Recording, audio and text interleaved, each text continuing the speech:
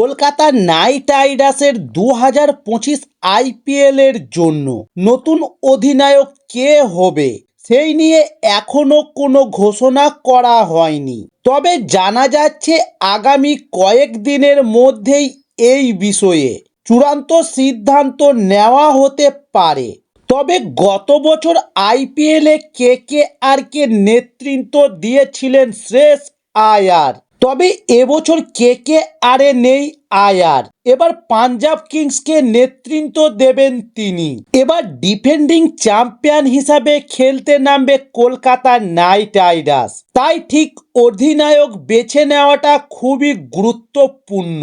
সেই কারণে তাড়াহুড়ো করতে চাইছে না কেকেআরের টিম ম্যানেজমেন্ট। তবে আপাতত নেতৃত্ব দৌড়ে রয়েছে একাধিক নাম।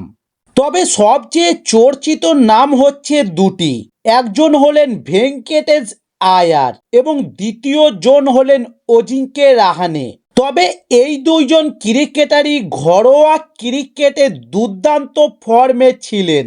ভেঙ্কটেশ আয়ার বেশ কয়েক বছর ধরেই নাইট রাইডার্সের হয়ে খেলে আসছেন এবং 2025 আইপিএলে কেকেআর ভেঙ্কটেশ আয়ারকে দলে নিতে রেকর্ড পরিমাণ অর্থও খরচ করেছে কেকেআর এর ম্যানেজমেন্ট। অন্যদিকে অজিঙ্ক্য রাহানে মেগা অকশনে শেষ বেলায় বেশ প্রাইজে দলে নেয় কলকাতা নাইট রাইডার্সের শিবির।